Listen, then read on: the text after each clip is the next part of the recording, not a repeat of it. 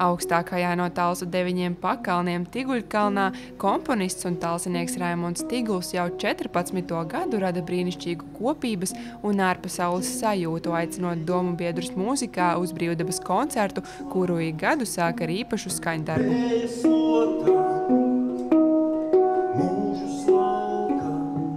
Es ar 4 vējiem sāku šo koncertu, jo to skaņdarbu es spēlēju ar Hengu. Tas Hengs pirms 14 gadiem bija pirmais skaniskais impulss vispār šiem koncertiem. Un es domāju, šī dziesma ļoti sasaucās ar šo vietu un arī faktiski ar manu vispār dzīvi. Jā. Šogad Tiguļkalnu Ozolu ielokā komponists muzicēja kopā ar īpašiem cilvēkiem – pianistu Andreju Sokinu, dziedātājām Katrīnu Dimantu un Aminatu, dziesminieku Goranu Gora, dziedātājiem Edgaru Ošlaju un Anastasiju Vasilenko, jauniešu kori Aura, diriģenta Edgara Vītola vadībā, Talsu balto kori, kā arī Latvijas Nacionālā simfoniskā orķestra Stīgu kvartetu.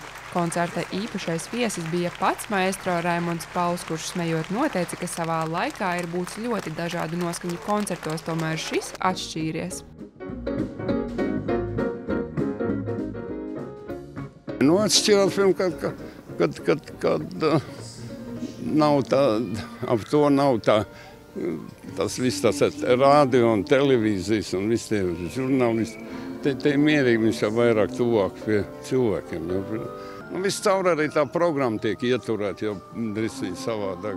Mūzika vieno, un dažkārt ar vārdiem ir par maz, lai aizcertu kādu dvēseles stīgu un sirdi. Tomēr ik vasara notiekošie brīvdabas svētki kļuvuši par tradīciju kā vietējiem iedzīvotājiem, tā arī komponista mūzikas cienītājiem no visas Latvijas.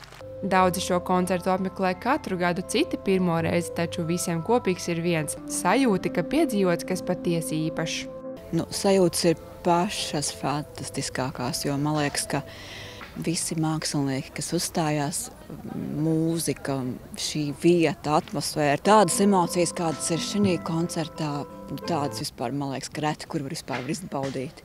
Tā kopības sajūta noteikti, tā ir tāda spēcinoša. Priekš manis pārsteigums bija tā elektroniskā mūzika kopā ar klavierēm. Tas bija kaut kas tāds nedzirdēts šeit.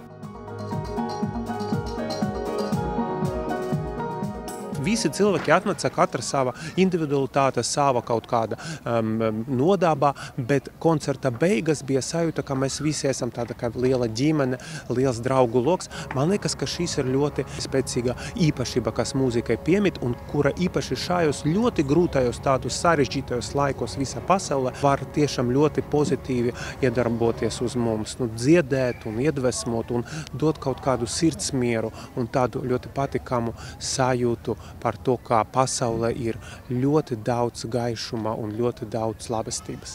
Ar savu klātbūtni pagodināja arī valsts prezidents Edgars Rinkēvičs, kurš dalījās sajūtās koncerta noslēdzoties.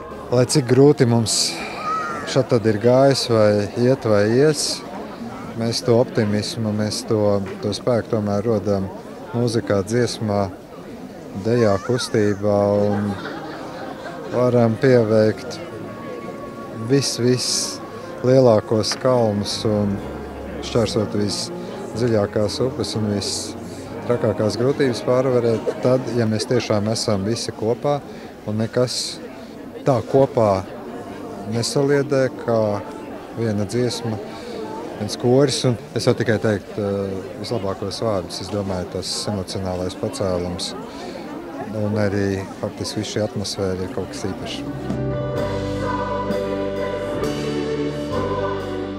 Sajūtas līdzīgi kā dziesmu svētkos it sevišķi, kad koncerta izskaņā klātesošie cēlušies kājās, saslētām mugurām dziedāja līdzi gan Lec Saulīte, gan Doda dieviņi.